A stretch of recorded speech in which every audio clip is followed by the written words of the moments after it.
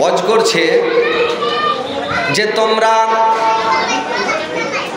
আইলসা পাতাড়ের উপরে পেচ্ছাপ করিও না, ঘাসের উপরে পেচ্ছাপ করতে হয় না।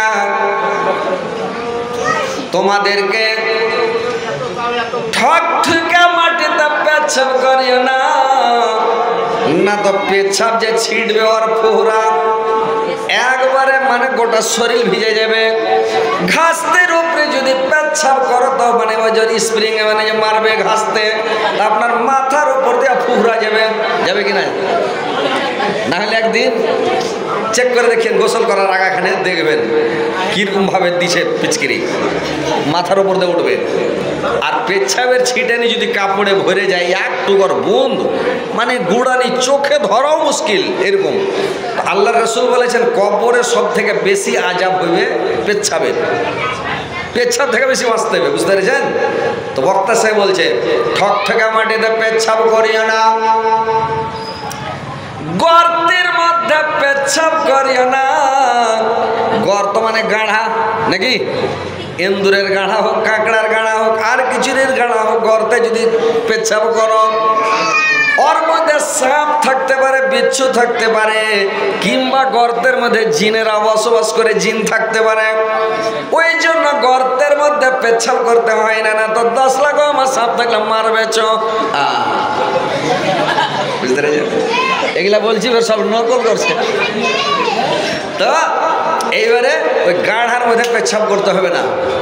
আল্লাহর নবী বললেন তোমরা পানির মধ্যে পেচ্ছাপ করিও না। কত গালা লোক নদী হেলতে যাচ্ছে, পুকুরে হেলতে যাচ্ছে, কি আর ডাঙ্গাতে উঠতে যায় পেশাব করবো শুরু করে দিলে, পানিতে পেশাব করে দিলে। কত গালা লোক আছে কি আর উঠে যে ঝাড়া ফিরবো, পানিতে পায়খানা করে দিলে। কিন্তু ভাই পানিতে পায়খানা করতে হয় না, পানিতে পেচ্ছাপ করতে হয় না, গোসল করতে করতে পেচ্ছাপ করতে হয় না। কত গালা নাদান মানুষ আছে পৃথিবীর মধ্যে যে করবে কি এদিকে ডোলে পানি ঢালছে, বদনার লোলে পানি ঢালছে, মাথা তারিয়ে দিকে মেশিন স্টার্ট করে দেয়, তল দেওয়ার উঠে যাবে, ও পেশাব করতে শুরু করতে। এরকম লোক দুনিয়াতে নাই ভাই, অনেক মানুষ আছে। এগুলা করতে হয় না, এগুলা গুনাহ, বুঝতে পেরেছেন? গোসলখানাতে পেচ্ছাপ করতে হবে না, হাড্ডির উপরে পেচ্ছাপ করিও না। হাড্ডিগুলো হলো জিনের খাদ্য। কয়লার উপরে পেচ্ছাপ করিও না, কয়লার উপরে পেচ্ছাপ করতে হয় না, কয়লাটা জিনের খাদ্য, কয়লার উপরে পেচ্ছাপ করিও না।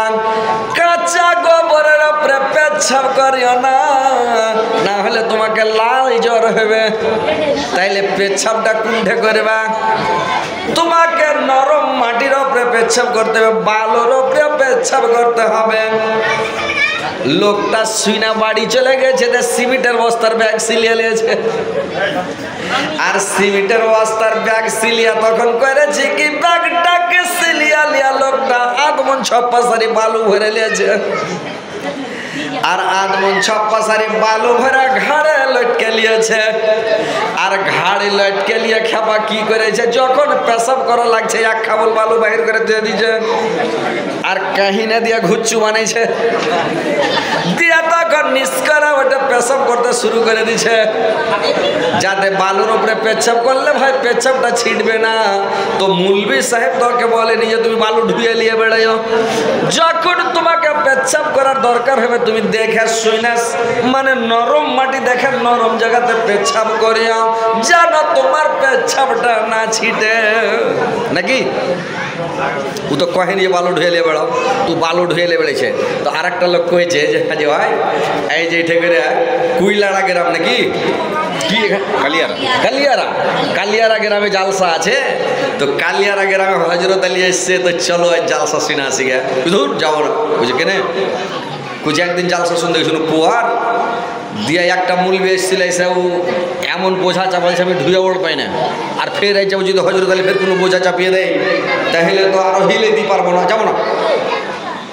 তো মুলবি সাহেব কি কয়েছে তুমি বালু ধুয়ে এলে বড়াও কয়েছে কি যখন পেচ্ছাপের দরকার হবে এই জায়গাগুলোতে পেচ্ছাপ করতে হবে না। যেখানে যদি সুন্নাত তরিকা মোতাবেক পেচ্ছাপ করেন একটা নেকি আপনার আমলনামায় লেখা হবে, একটা গুনাহ মিটিয়ে দেওয়া হবে, একদম সহিহ হাদিস। আর আপনি যতবার পেচ্ছাপ করবেন দিনে, কিন্তু সুন্নাত তালিকা মোতাবেক পেচ্ছাপ করতে হবে। হয় আপনাকে উত্তরে মুখ করতে হবে, না হয় দক্ষিণ দিকে মুখ করতে হবে। পূর্ব পশ্চিম বাদ, পূর্বে মুখ করা যাবে না, পশ্চিম দিকে মুখ করা যাবে না, বুঝতে পারলেন? আর দোয়া পড়ে বসতে হবে, তাহলে নেকিটা পাবেন আর গুনাহ মাফ হবে। তো এই হিসাবে সুন্নাত তালিকা মোতাবেক আপনাকে পেচ্ছাপ করতে হবে ভাই, বুঝতে পেরেছেন?